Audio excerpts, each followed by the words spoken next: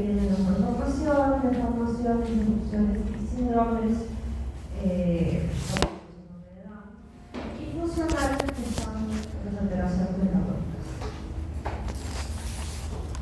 Las malformaciones es muy común, están en un 94% de las enfermedades, y vamos a ver que son errores primarios de la morfogenia y la génesis, y es un proceso intrínsecamente normal de desarrollo. Como vemos acá, vamos a ver la anencefalia en este caso, ¿no? Que son obviamente compatibles. Pueden también ser defectos en un solo gen, o como soma, también puede ser multifactorial.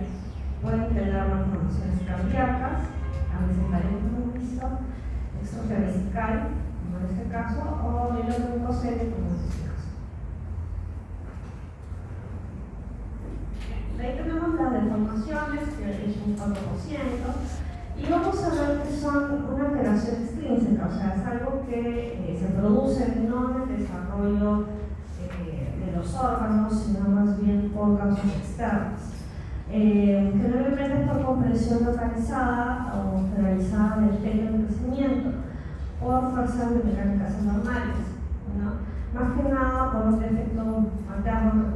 Estamos tratando de las constituciones uterinas cuando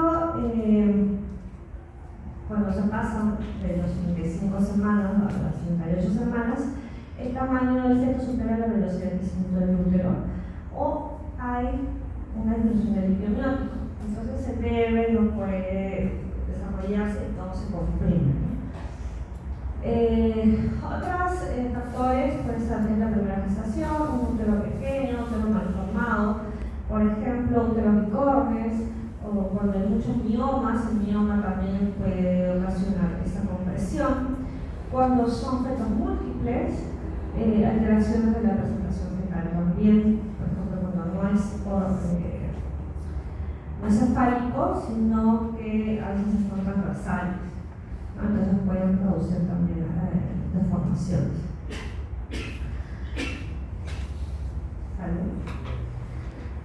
De ahí tenemos las interrupciones, que son un 2% de una destrucción secundaria de un órgano o región corporal previo al desarrollo normal, que puede ser por vidas amnióticas, generalmente como en este caso, por ejemplo, que estas vidas llegaron a cortar el dedo antes que se pueda desarrollar. Como dice, las vidas comprimen o aunque las etapas del feto en desarrollo, ¿no? Son hereditarias y no hay una operación, no se repite, ¿no? No es algo que se repita, es algo frecuente, como dice, un 2%, pero sí producen estas deformaciones en los delitos.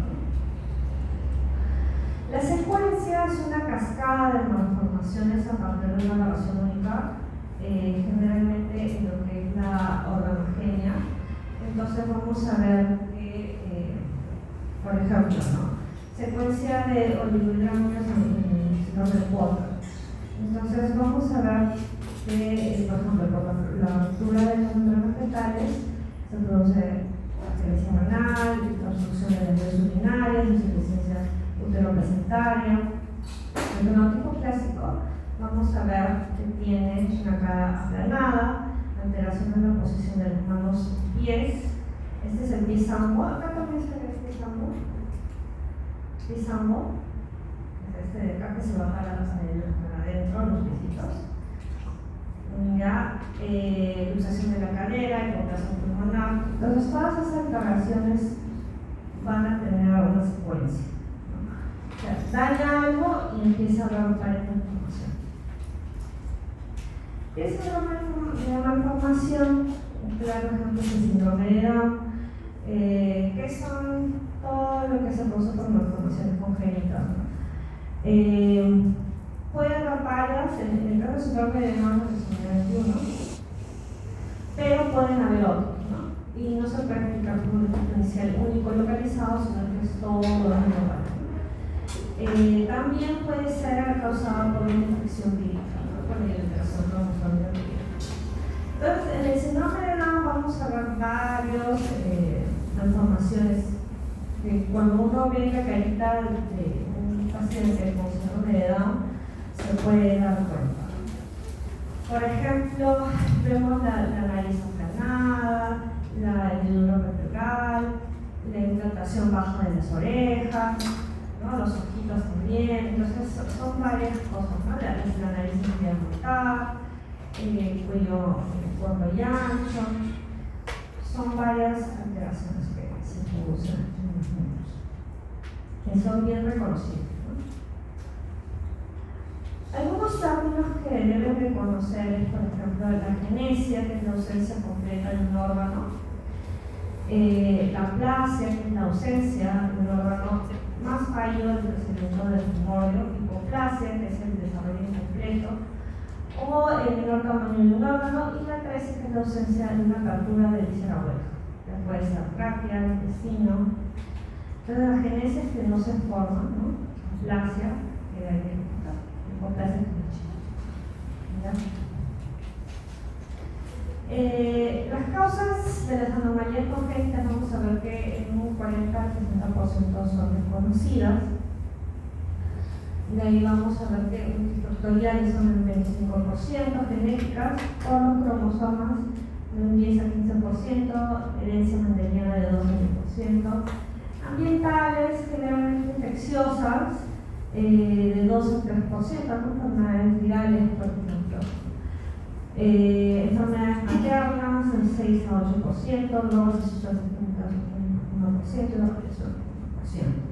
Por eso es importante cuando una mujer está embarazada monitorizar la infección, hacer de todos los niños, también de toxoplasma, porque también el toxoplasma produce malformaciones, enfermedades maternas, por ejemplo la diabetes, la hipertensión, pueden causar hipotiroidismo, por ejemplo, también pueden producir alteraciones o anomalías congénitas en los bebés, ¿no?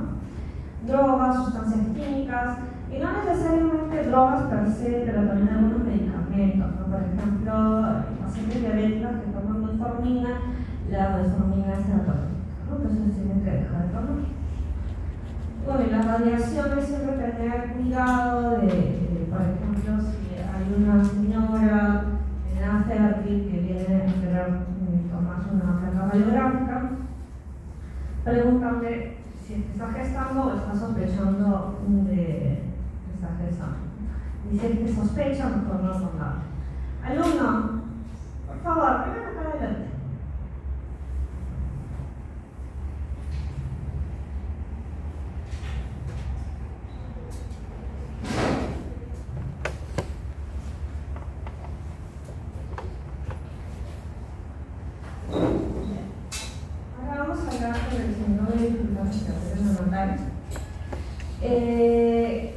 La causa más frecuente, porque hay muchas causas, pero la causa más frecuente es el síndrome de lugar medianina que se da en prematuros. Vamos a ver que se hace un depósito de capa de material proteínazo y hialino en los espacios aéreos. Esto se produce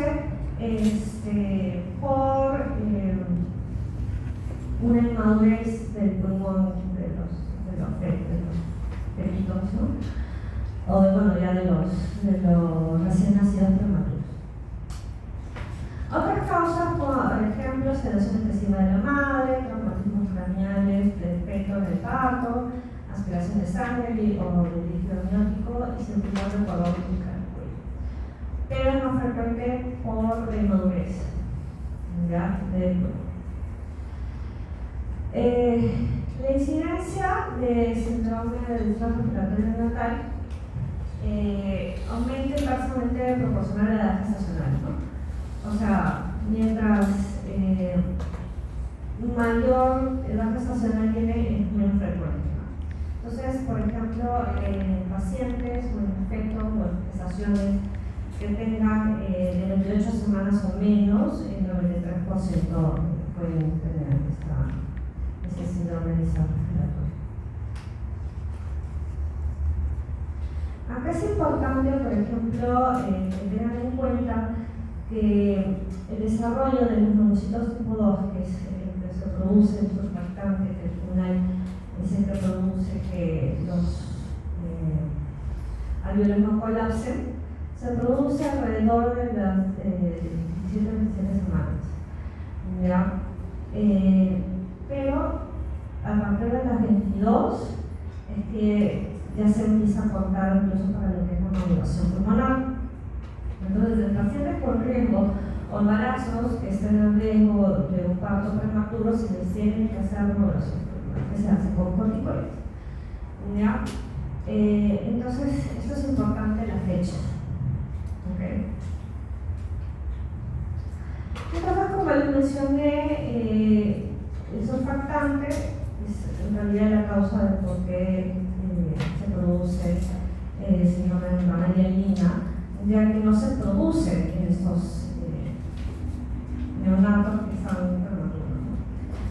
Entonces, esto ayuda el surfactante, bueno, que se produce en los neumocitos tipo 2, forma una capa sobre la superficie interna del alveolo, y esto evita que los pulmones o los alveolos colapsen, ¿no? Entonces, esto ayuda para que se haga la distensión y pueda haber el intercambio gaseoso.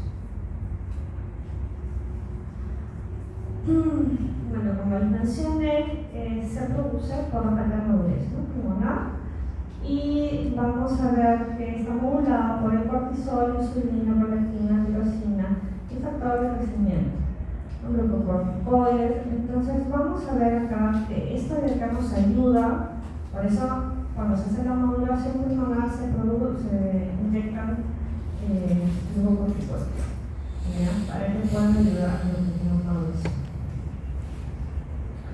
Entonces, ¿cuáles son las características clínicas? Vamos a ver que obviamente es un neonato prematuro, que todavía no llegó a la maduración pulmonar, ¿no? Tiene dificultad respiratoria, cianosis, estertores finos en ambos campos pulmonares, y en la radiografía de tórax vamos a ver opacidades reticuloangulares, minúsculas y uniformes. Esto de acá se traduce en hidrogenilado. Ya es un patrón de hidrogenilado, que vamos a ver acá. ¿Ya? Y nosotros lo que tenemos que hacer como médicos es el diagnóstico precoz de esto, evaluar los pacientes que pueden tener un parto prematuro y evitar que eso pase, ¿no? Con la modulación pulmonar, por eso se retrasa el parto hasta que el pulmón fetal madure o se haga la modulación por corticoides. Si es que el paciente llega a nacer y no se hizo la modulación pulmonar, se le tiene que colocar surfactante, especialmente si es que es menor de 28 semanas. Acá vemos al pacientito, bueno, no se nota tanto, pero tiene una hendidura en la zona de todas las costillas, ¿no? Como que la vamos a respirar y no se nota tanto. Entonces, ¿qué vamos a ver? Macroscópicamente vamos a ver que el pulmoncito tiene un tamaño normal, pero es sólido, no tiene aire y su color con púrpura. Y se hunde en el agua, o sea que dice que tiene peso. ¿Por qué? Porque no entra el aire. ¿No? El aire, todos los alveolos están colapsados y hacen peso, no llega a entrar aire. Microscópicamente vamos a ver que los alveolos están poco desarrollados y colapsados. Vamos a ver esta membrana hialina que vemos alrededor, que es un alveolo, y alrededor hay una membrana fucsia, si se dan cuenta. Esa es la membrana hialina. ¿Ya? Que bueno, es eosinófila, porque no es el término. Y tapizan los bronquiolos respiratorios, los conductos alveolares y los alveolos. Todas estas membranas están compuestas de fibrina y neumocitos tipo 2 necróticos, o sea, esta parte de acá son los neumocitos tipo 2 que no maduraron y están necróticos. Aparte hay reacción inflamatoria, ¿no? En el caso. Y aguda, ¿no? Para lo que es neutrófila, ¿ya?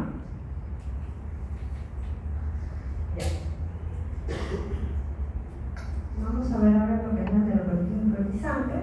También es una patología que se produce en prematuros y también, al igual que el síndrome de membrana hialina, vamos a ver que se relaciona de una incidencia inversamente proporcional a la edad gestacional. y se produce en pacientes que tienen bajo peso basal. También es multifactorial, casi multifactorial.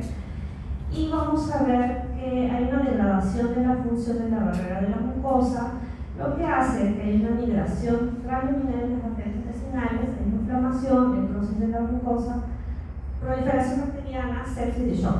Otra cosa que vamos a notar es que acá se empieza a ver una destrucción de la mucosa. Entonces, esta destrucción de la mucosa hace que todas las bacterias de la flora intestinal empiece a crecer, o sea, empiece a crecer desproporcionadamente, ¿no? Entonces, por eso se produce esta proliferación bacteriana que ya se sepsis, ¿no? Y obviamente azúcar.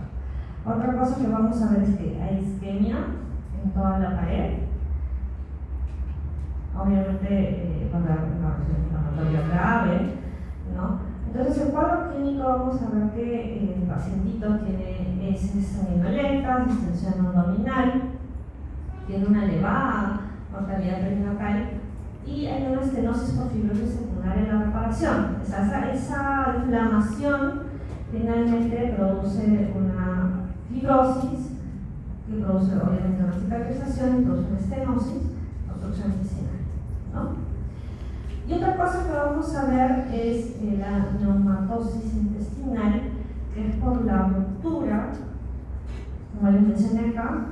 O sea, hay una isquemia, entonces se rompe la pared, una isquemia en la pared, y termina escapándose el contenido o entra aire también, ¿no? Entonces, en la cavidad abdominal vamos a ver que hay aire, como unos hilitos de aire que van a estar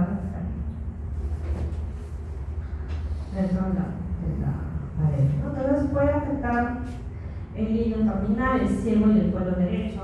Vamos a ver que los intestinos están distendidos, friables, congestivos, perforación intestinal, como les mencioné, se rompe la pared con isquemia, ¿ya? Y peritonitis, obviamente, por lo mismo. Y vamos a ver que va a haber una necrosis coagulativa de la mucosa o transmural y hay ulceraciones y burbujas de gas a nivel submucoso. Entonces, a nivel de la pared del intestino vamos a ver gas, ¿no? Burbujas de gas. El otro es el tramo obstétrico. Por la tarjeta vamos a ver el tramo obstétrico. Esto se produce más que nada ya a la hora del parto, el proceso del parto. Y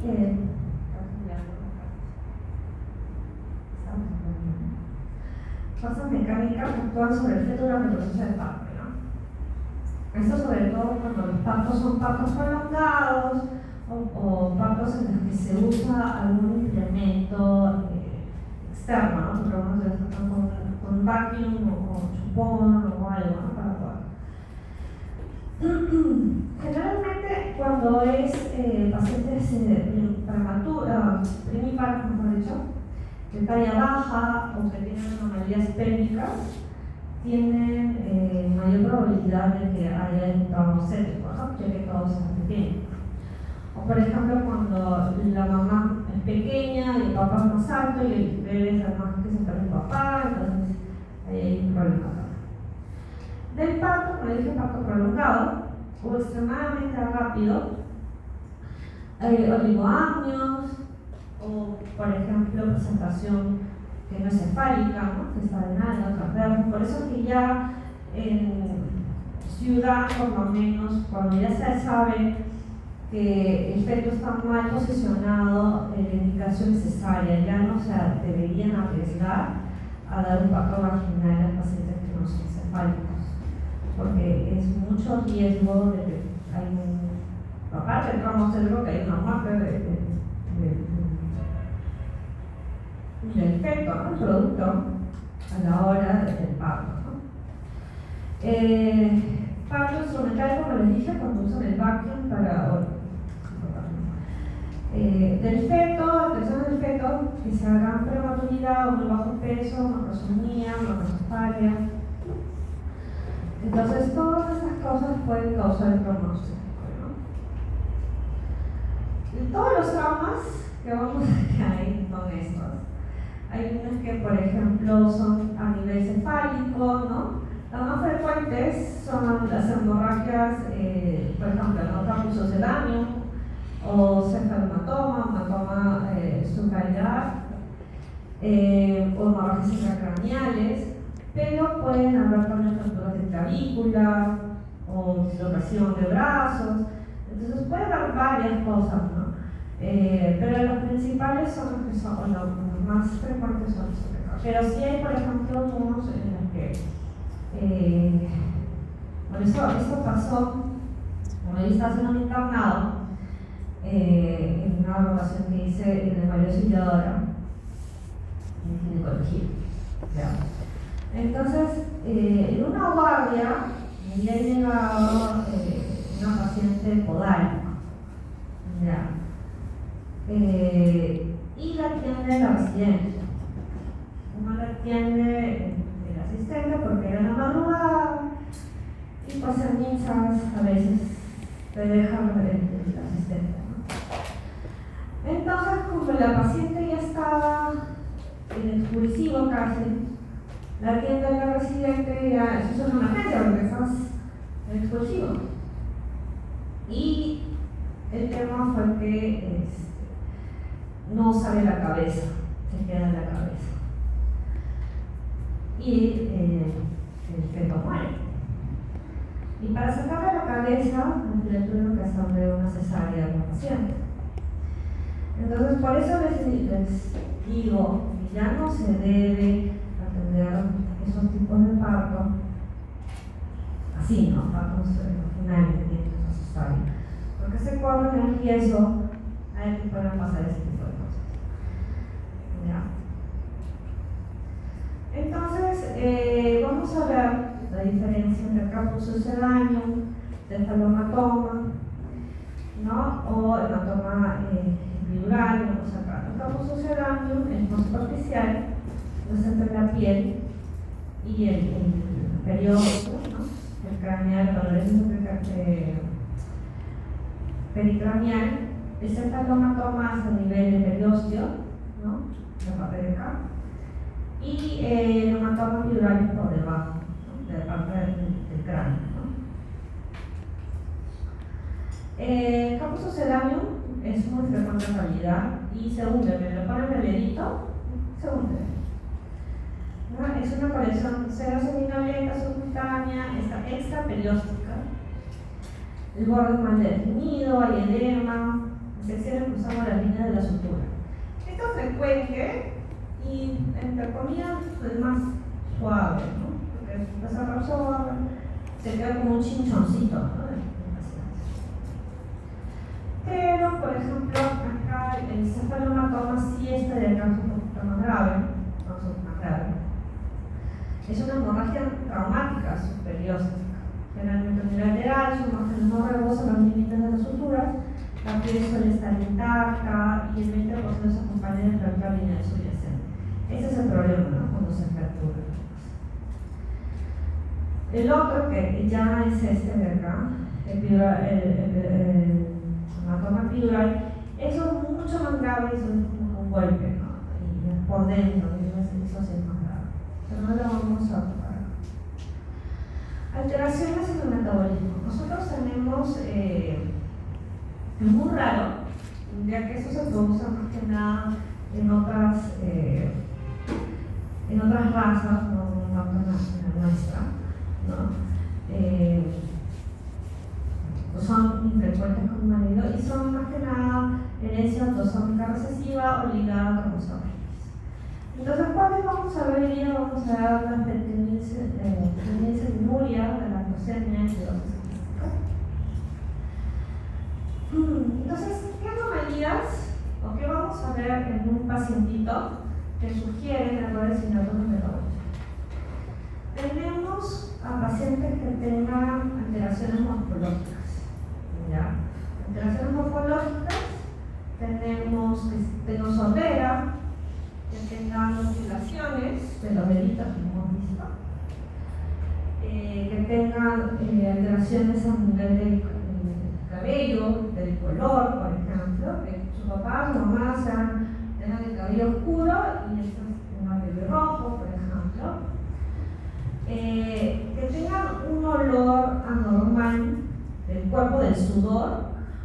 de orina, por ejemplo, que huela a humedad, que huela a moho o a sudor, así, ese sudor así de media deportista. Ya. Otra cosa, por ejemplo, que tenga hepatomegalia, cardiomegalia o hidrops. ¿Ya? A nivel neurológico, que tenga hipotonía o hipertonía, que esté en coma, que sea letárgico constantemente o que tenga convulsiones. A nivel gastrointestinal, un bebé que no se alimenta adecuadamente, ya puede ser también que vomite constantemente o que tenga ictericia. A nivel de los ojos, vamos a ver que tenga cataratas o la mácula roja cereza, dislocación de los lentes, glaucoma. A nivel muscular, o que tenga una miopatía o movimientos anormales, ¿no? Que tenga un movimiento anormal de articulaciones, no camine bien o no pueda caminar. La fenilketonuria, vamos a ver que es un trastorno autosómico recesivo. Vamos a ver que es muy frecuente en nuestra raza también. Y vamos a ver que es por una carencia de la enzima fenilalanina hidroxilasa, que va a hacer que haya una hiperfenilalanemia. ¿Ya? Y esto va a hacer que al principio los bebitos son normales, pero conforme va creciendo, va a empezar a acumular esta fenilalanina y vamos a ver que hay una alteración en el desarrollo cerebral. Entonces, más o menos alrededor de los 6 meses vamos a empezar a ver esa discapacidad intelectual grave. ¿Ya? Entonces, los pacientes que no son tratados terminan con convulsiones, disminución de la pigmentación del pelo y piel, olor a moho, y ese olor a moho que les decía como sudor, ¿no?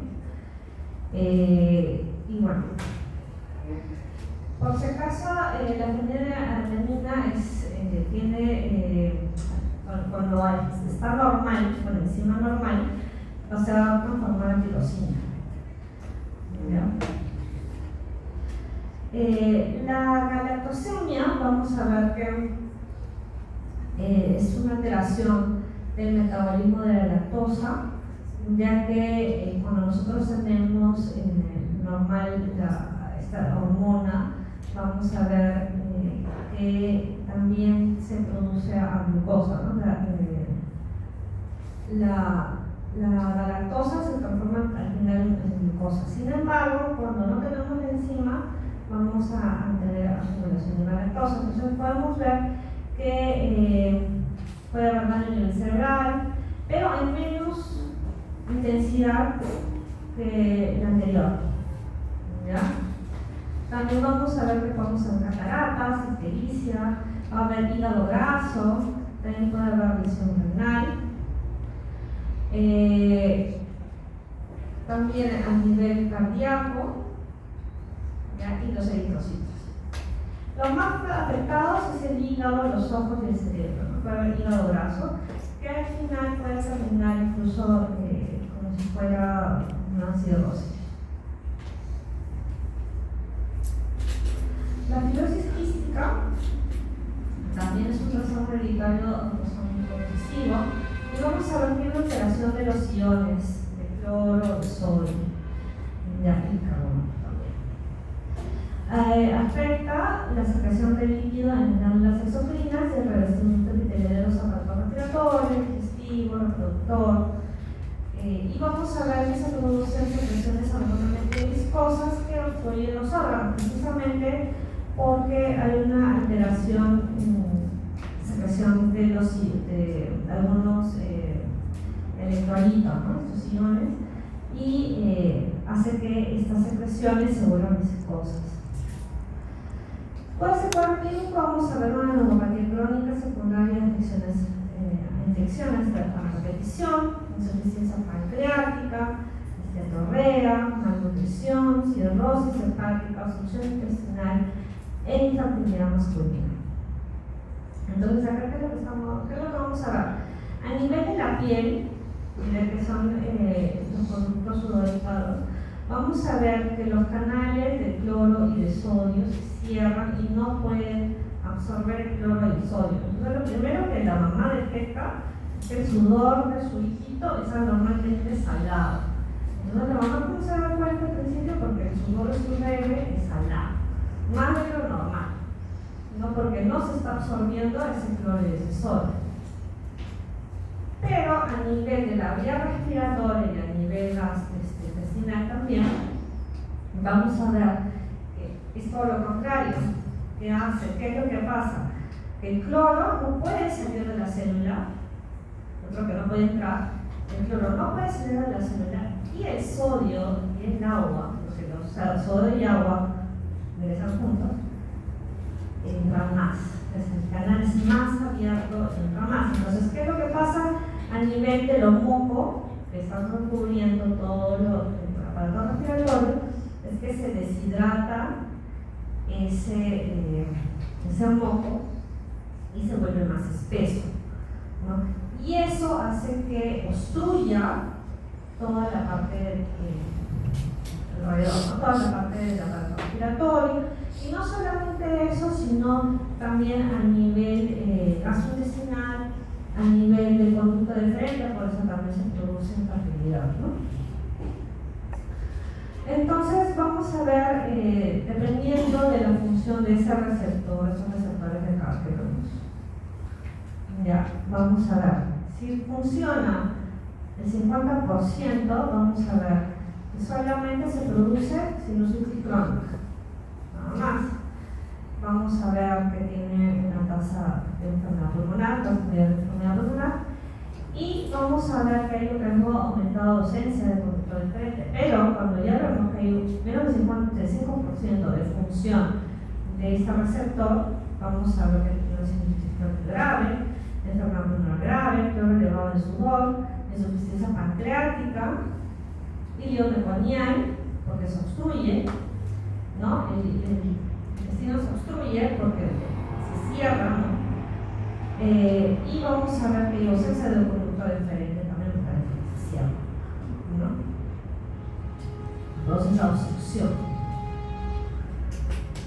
Entonces, acá vamos a ver que las alteraciones pancreáticas y digestivas van en unos 85 a 90%. Y vamos a ver que los adolescentes o niños mayores, vamos a ver que tienen conductos taponados por completo, incluso una atrofia suprime glandular y fibrosis progresiva. Hay mala absorción de proteínas, grasas, pérdida fecal de grasas, cetorrea, como se mencionó. Es voluminosa, maloliente, distensión abdominal y poca ganancia de peso. Hay disminución de las vitaminas liposolubles porque no se están absorbiendo las grasas. O sea, la cetorrea se produce porque no se absorben las grasas. Todo lo que se consume se bota. Entonces, por eso es que las vitaminas liposolubles no se absorben. Hay una hipoproteinemia, y lo que esto hace es que hay un edema generalizado, hay una diarrea persistente, y esto puede llevar a que haya un prolapso rectal. Hay una insuficiencia cardíaca endocrina, lo que hace que se produzca diabetes, ¿no? En un 50%. Por esos tapones de moco denso, viscoso en el intestino delgado, va a hacer que se obstruya el intestino, ¿no? Por eso les decía que hay un ilio meconial del 50%, y eso lo vemos acá. Entonces, ¿qué vamos a ver en la fibrosis quística a nivel microscópico? Vamos a ver que a nivel pancreático, los acinos y los conductos, estos son los acinos y los conductos, se encuentran dilatados, esos conductos están dilatados y taponados por una mucina, ¿no? Que es una cosa verde blanco, pero es un conducto limpio, vacío. Vamos a ver que tiene una mucina sinófila y las glándulas o los acinos están atrofiados, ¿no? Son disminuidos y hay mucha fibrosis. Así no debería ser un parque. Otras alteraciones que vamos a ver ser una aplicación hepática, en la que vamos a ver cirrosis biliar focal en un 30%, los canalículas biliares están formados por material mucoso, ácido prolifero, conductillos e inflamación total. Acuérdense que un mecanismo compensatorio de una insuficiencia hepática es la proliferación de los conductos biliares. Entonces, por eso es proliferación. ¿Ya? Los cambios pulmonares, que son los más grandes de la enfermedad, vamos a ver que las secreciones mucosas, viscosas, ya de las glándulas mucosas del árbol respiratorio, va a hacer que se obstruya el árbol respiratorio y se produzcan infecciones a la respiración, que también ya lo hablamos. Los bronquiolos van a estar distendidos porque el moco es muy denso, ¿ya? Va a haber hiperplasia, hipertrofia de las células secretoras del moco, va a haber infecciones superpuestas, ya mencioné por qué, y esto produce una bronquitis crónica grave con bronquiectasias. Pueden haber incluso abscesos pulmonares, y los gérmenes que vamos a ver más es Staphylococcus aureus, Haemophilus influenza, Pseudomonas aeruginosa. A ver, ¿dónde está mi alumnito de día? Cuando pusieron ahí no me vieron. Ahorita, ya está. Estos gérmenes están relacionados, ¿a qué están relacionados? No están, no he venido, Ramírez, ¿están bien?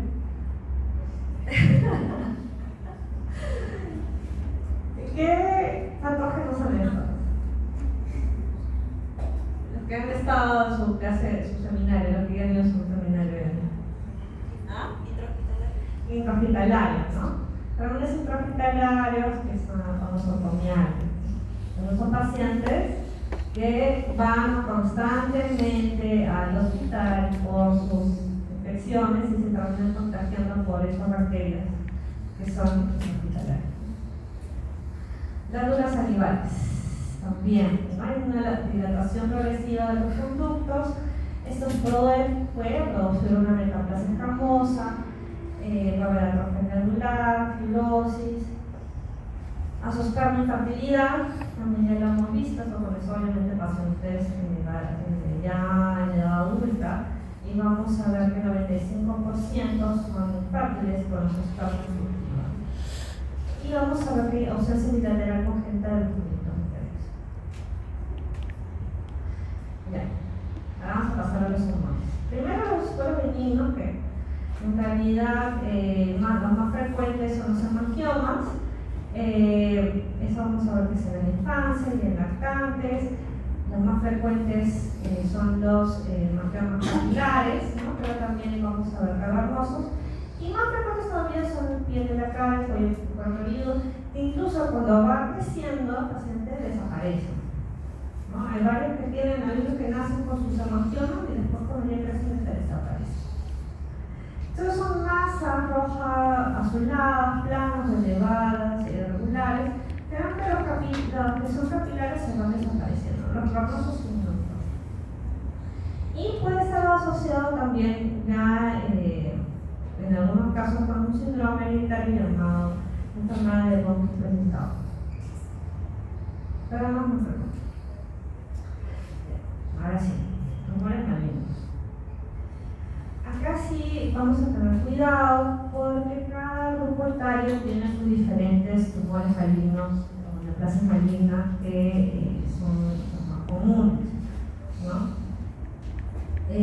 Vamos a ver que, como son en niños, generalmente el origen es el sistema hematopoyético o el tejido nervioso inmaduro, ¿no?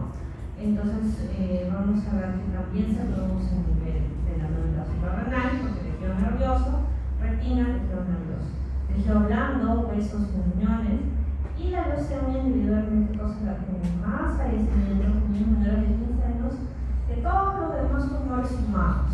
O sea, la leucemia es una enfermedad bien común en niños. Todavía en niños chiquitos.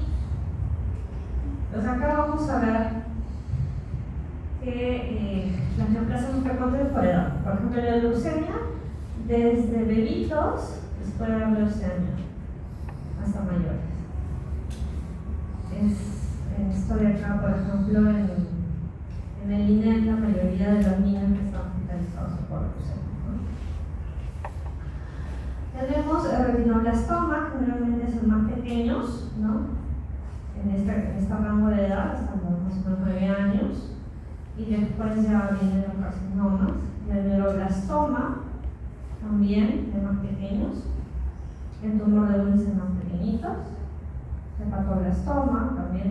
Y se dan cuenta, blastoma, nefroblastoma también, blastoma, hepatoblastoma, sarcoma de tejidos blandos, especialmente el neosarcoma. Este de acá es butroide, el sarcoma butroide, más frecuente. Teratomas y tumores del sistema nervioso central. En la edad de 5 a 9 años vamos a ver también leucemias, neuroblastoma. Acá ya no vamos a ver tumor de Willis, sino carcinoma hepatocelular, sarcoma de tejidos blandos, sarcoma de Ewing, tejidos blandos, tumor del sistema nervioso central y linfoma. Y en los mayores de 10 a 14 años, leucemias, sigue habiendo leucemias, carcinoma hepatocelular, sarcoma de tejidos blandos, osteosarcoma, carcinoma de tiroides y linfoma de Hodgkin. Ya. Entonces, como habíamos visto acá, hay varios blastoma. ¿Qué es lo que significa? Entonces, vamos a ver que es el aspecto no diferenciado más primitivo o embrionario, por eso tiene que ser blastoma. Entonces vamos a ver que todos estos de acá son células que no están diferenciados, o son muy primitivos que no se pueden distinguir, ¿no? Que uno para poder, si fuera una sola célula, por ejemplo, que uno lo ve y no sabe de qué órgano es, tiene que hacer inmunohistoquímica para poder distinguir de qué órgano o de dónde, qué sirve, proviene. Entonces tenemos el nefroblastoma, que es el tumor de Willis, el hepatoblastoma, neuroblastoma, retinoblastoma, neuroblastoma. Entonces, estos tumores, la característica que tienen son que son células azules, redondas y pequeñas. ¿Ya? Pero cuando nosotros hablamos de tumores indiferenciados o no diferenciados, vamos a hablar de tumores que tienen células azules, redondas y pequeñas. Entonces, acuérdense porque eso hasta el próximo ciclo que viene en patología que se hagan a en el neuroblastoma vamos a ver que se pueden producir tanto en ganglios simpáticos como en médula suprarrenal. Es más frecuente en médula suprarrenal, ya que ahí se encuentran las células primordiales de la cresta neural. ¿Ya? Entonces, es un tumor sólido extracranial, obviamente estamos hablando de niños. Más o menos a los 18 meses empiezan a tener esta incidencia.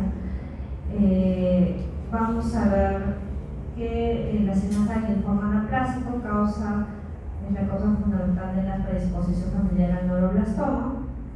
Y alrededor del 90% de estos neuroblastomas van a producir catecolaminas, ¿no? Porque obviamente estamos en el programa. Y esto de acá hace que se pueda hacer un screening a los pacientes, ¿no? Esto ayuda a que se le pueda hacer una detección temprana. ¿Okay? La macroscopía vamos a ver que obviamente el 40% a nivel suprarrenal. Vamos a ver que también se produce una cadena simpática, región paravertebral del abdomen, en el mediastino posterior de los ganglios. Ganglios simpáticos. Tejido grisáceo oscuro blando, lo macro, y puede haber necrosis, ablandamiento quístico y hemorragia. Microscópicamente vamos a ver esas células que les dije, pequeñas, azules, redondas, ¿no? Entonces, estas de acá son de aspecto primitivo, ¿no? Escaso citoplasma, núcleos oscuros, núcleos mal definidos. Las láminas son sólidas, pleomorfismo, mitosis, ahí lo podemos ver.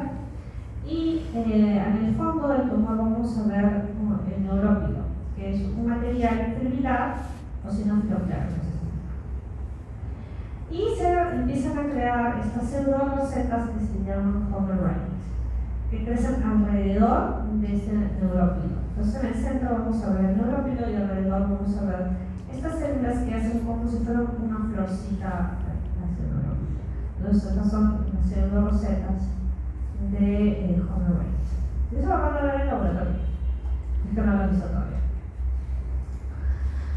La estadificación de los neuroblastomas, vamos a ver cómo está muy relacionado, mejor dicho, a si es que lo operaron con resección completa o si es incompleta, ¿no? Si es localizado, si es un lateral resecable, porque infiltra más allá de la línea media, ¿ya? O si es que tiene diseminación linfática distante, o hueso, médula ósea, hígado, piel u otros órganos. Y el estadio especial si es que es localizado, pero está diseminado a piel, ¿no?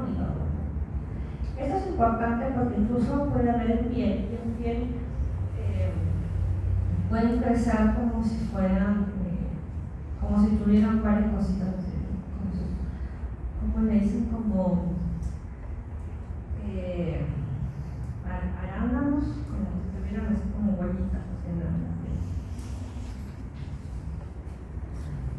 piel. Ya, tumor de Wilms. El tumor de Wilms es el neuroblastoma, ¿ya? Y este es el tumor realmente primario muy frecuente en la infancia. El 95% de este tumor aparece cuando los niños tienen de 2 a 5 años y pues, en un 10 del 5 al 10% es un crónico. Ya, acá vamos a ver que hay una deleción del gen tumor de Wilms 1 y se produce o crece de los restos nefrogénicos precursores del tumor. ¿Ya? Esos son restos nefrogénicos. Macroscópicamente vamos a ver que es una masa delimitada, grande, sólida y puede ser blanquecino o grisáceo. Son blandos y puede haber zonas de necrosis, pueden haber quistes como en este caso o hemorragia como en este caso. ¿Qué es lo que vamos a ver? Vamos a ver la microscopía, la combinación trifásica, ¿no? De células de blastema, de epitelio y de estroma. Entonces, en la parte blastemal es esta parte sólida de células azules, pequeñas, redondas, ¿no? Que no tienen una forma definida, ¿no? Es esta parte del componente epitelial vamos a ver túbulos o glóbulos abortivos, que son esos túbulos de acá como conductos, ¿no? Los conductos. Y la parte estromal vamos a ver fibroblastos, músculo esquelético o incluso hasta tejido adiposo. Y el 5% puede haber anaplasia, o sea que no tiene nada de forma. Las características clínicas que vamos a ver en la masa abdominal unilateral grande que atraviesa la línea media, ¿no? En este caso en bebés, con un tumor gigante, hematuria, dolor abdominal y obstrucción intestinal, obviamente por la masa más grande que